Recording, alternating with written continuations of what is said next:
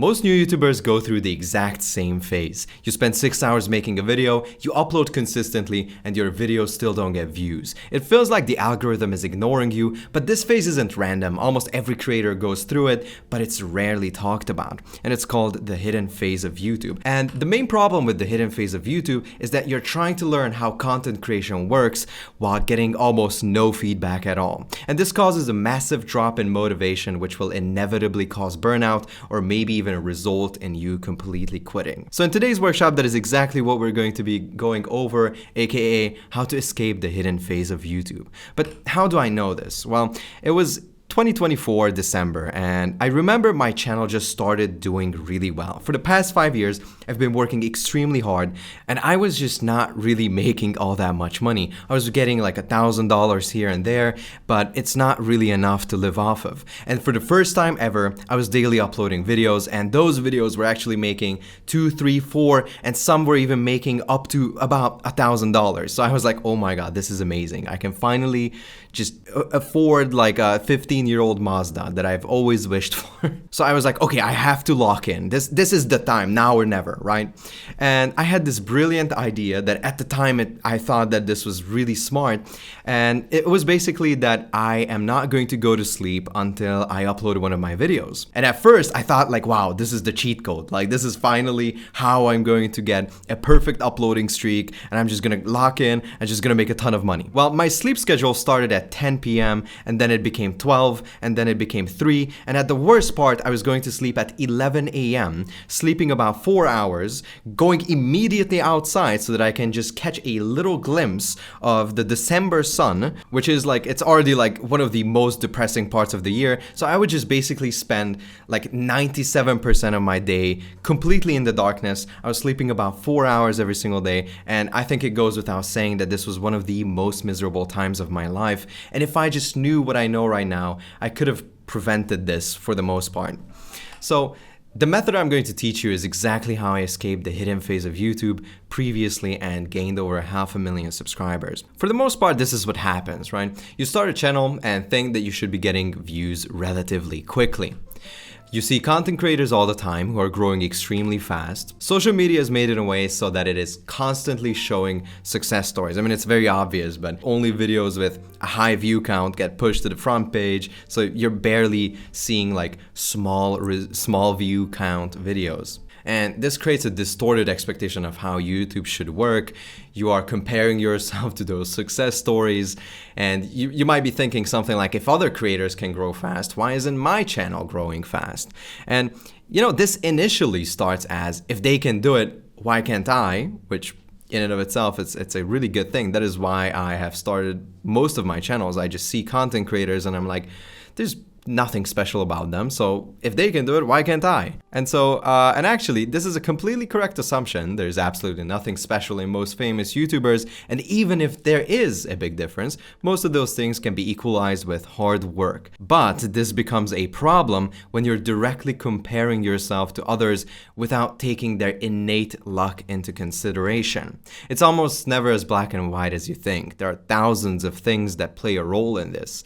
For example, previous content creation experience. If they worked at a company that required them to make videos and they start a YouTube channel, they're going to be getting way faster results than you might.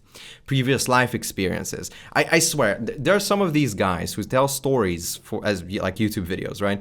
And I'm just thinking like, bro, this guy is the same age as me, but it feels like he just lived twice the life as I have. Like, I don't even understand how they have that many stories. So that plays a role. Geological reasons. I mean, if you're born in an Amish village, good luck trying to become a YouTuber. And these are somewhat extreme examples, but if you think about it, almost every single thing that has ever happened to you plays a role in how easy it is going to be for you to blow up on YouTube. But I'm not saying this in a way like, oh, I'm just a loser, guys. I'm never gonna make it. I guess I'm just not lucky. Like, no, it's doable. Fine, it's completely doable. And it feels like nobody's watching, right? You refresh analytics and nothing changes. I think every single person has done this. You spend hours editing for 20 views. Sometimes the only viewers are friends and family. And by the way, this is like one of the biggest traps. You should never ever show friends or family your videos, because the problem with that, unless they are the exact viewer avatar that you have in mind. They're just gonna click on your video, watch it for 20 seconds, and they're like, oh yeah, bro, I watched your video. And then what happens? You have 20 views, right? One of them is your friend. They watched for 20 seconds, and now your average view duration is shit. So yeah, you should never show friends or family for that reason alone. When you have like 20, 30,000 views, like one view doesn't really matter. And the hardest part about this phase isn't even the low views, is that you have almost no idea why your videos aren't working.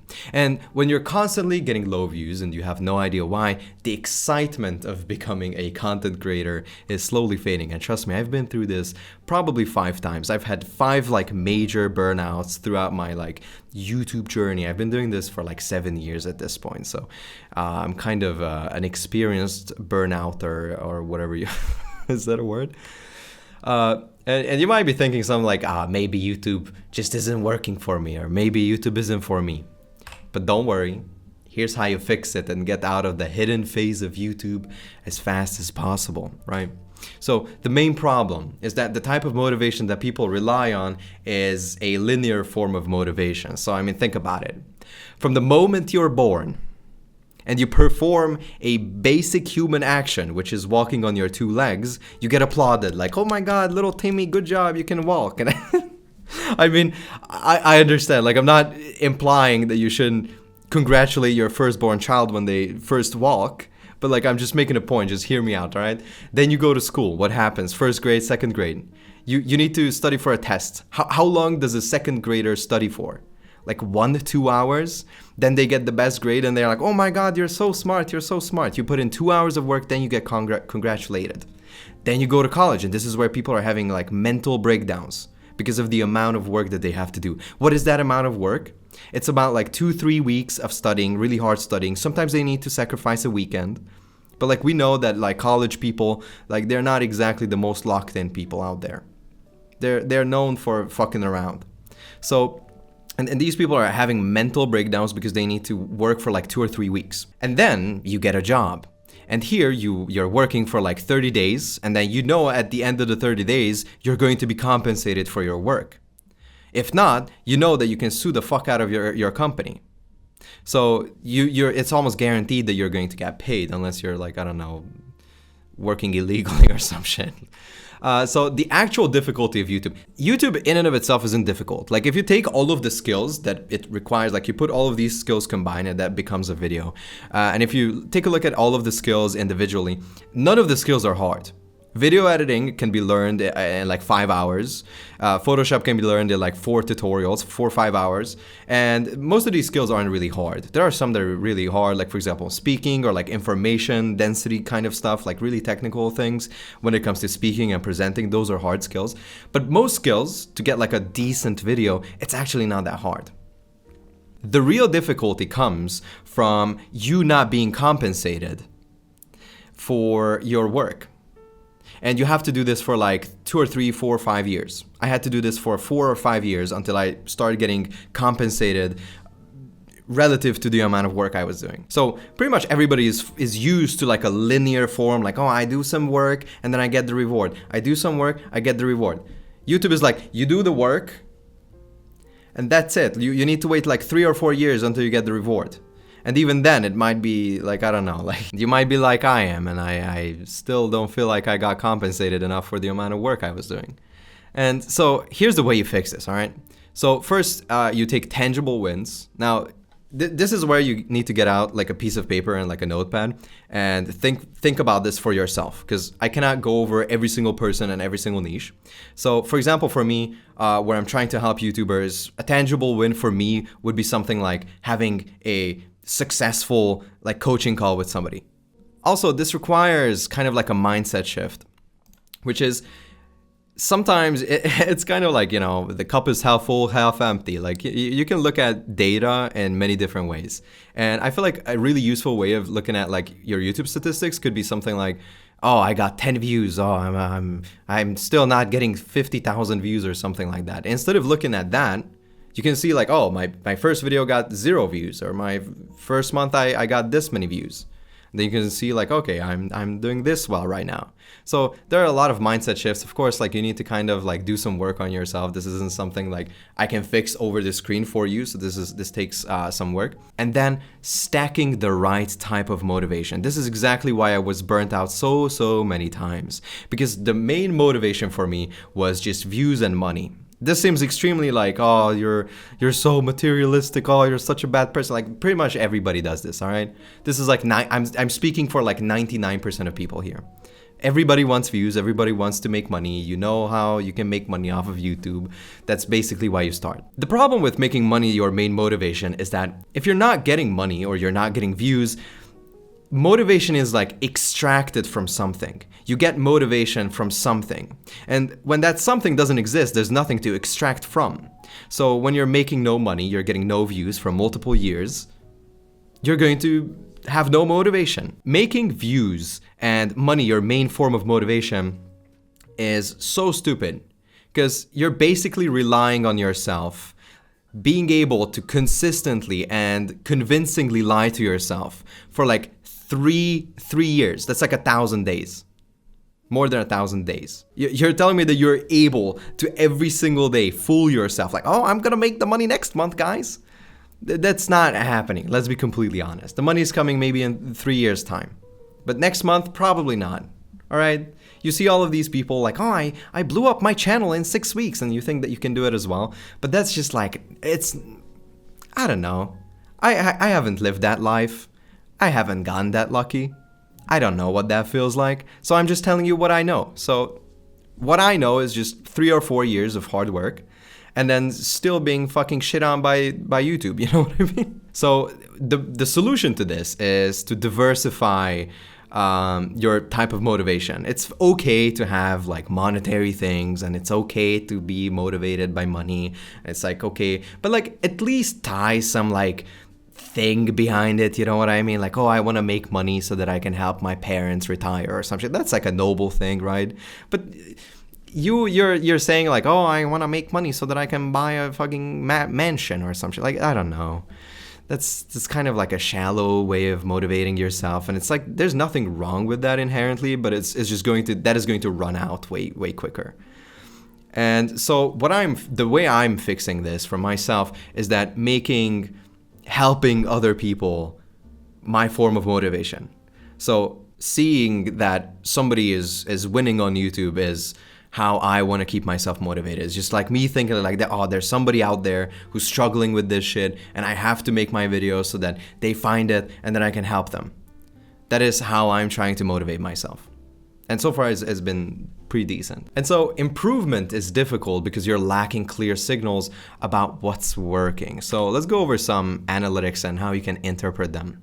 Here are some ways you can look at analytics even if you have very few views. So the first rule that you need to understand is that views changes retention and click-through rates. I know this because I paid very close attention to my graphs when I was making videos for that channel. And I saw that as soon as a video would get like 10,000 likes, I was making shorts. So that's the metric that I was going off of. So as soon as I would get like 10,000 likes, that's about 100,000 views, I would see my retention graph go up by as much as like 10 to 15%. So people just click on videos. They're way more likely. Like you could have the same exact thumbnail, same exact video, same exact everything. If just suddenly like the gods of YouTube just gave you 1 million views on that video overnight, you would see that your retention graphs and your click-through rates would immediately go up.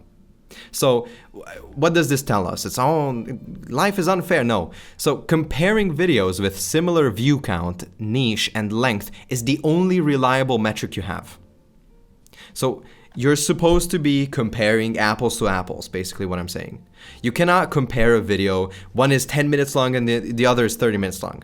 Those two videos are completely different. The payoff on one comes at 10 minutes, which is the high point of the video, which is when your person is finished watching, right? 10 minutes. And the other, the payoff is way longer. So you cannot compare these two videos. Compare similar length, similar view count, and similar niche. Even like a couple 100 views difference. When you have only 10 views, 20 views, Like a video with 10 views and a video with 50 views is going to have completely different metrics, okay? So compare average view duration and click-through rate, look where the graphs and statistics differ, and try to find the reason why they differ. Double down on the improvement. So yeah, just look at the graphs and it's like, oh, this video has a bit better retention here. What am I saying? Or how did I structure the video there? And go there, find the reason why, and then implement that into your next video. That is how you improve. I don't know how to make a perfect education video. I've fixed so many little things about this format already, but I still have like 100, 200 things to fix. You're never going to like have a home run first video. You have to slowly and surely make your like product, which is your video, better over time. And this is how like a lot of things work. So if people watch to the end of a long video, so 20 plus minutes, that's a good signal. You can interpret this in a way where you have the ability to keep somebody's attention for that long. Now, of course, there's like nuance to this. If only like one person watches out of 100 views, like I wouldn't entertain that person that long, you know what I mean? I wouldn't make a 40-minute long video just so that 2% of people finish that video.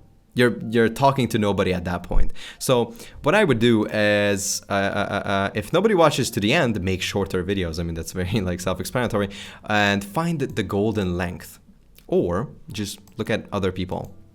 Look at other people in your niche. You should probably already have done this. If you haven't started your YouTube channel yet, what you should do is just find people in the exact niche that you're trying to make content in and just subscribe to their channel and just kind of like look at the type of videos that they're making, look at the length of the video. And if you don't want to go through all of that, usually the shorter the video, the better it's going to perform.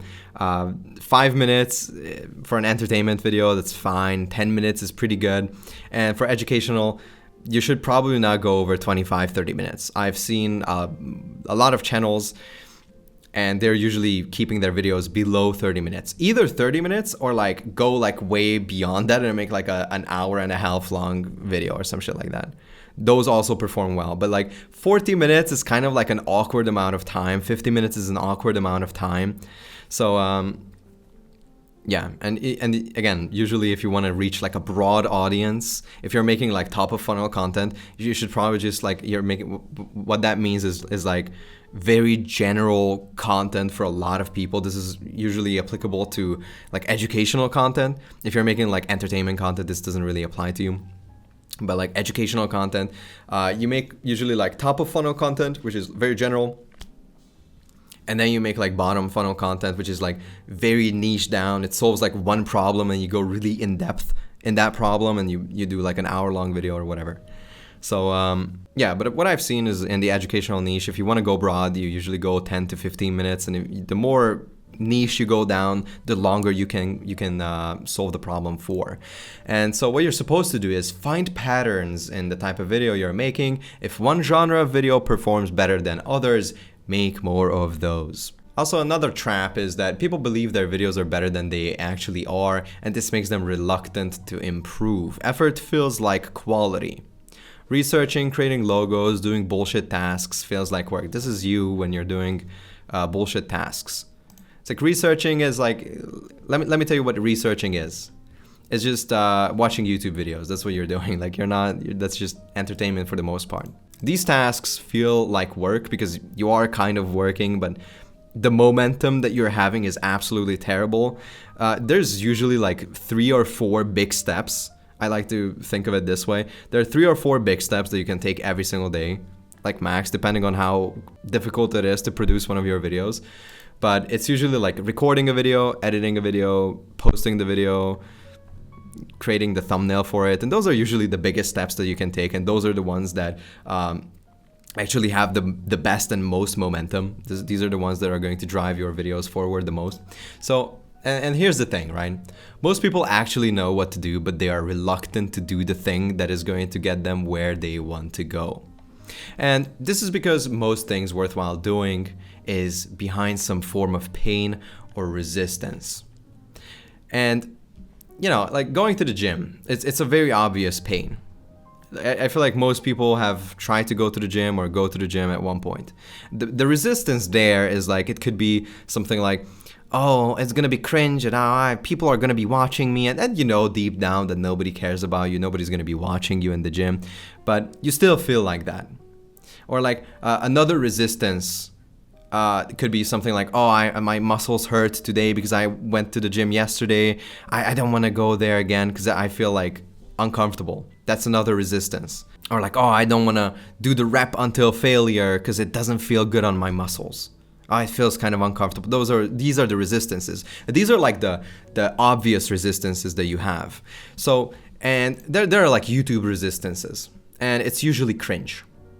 It's almost always cringe.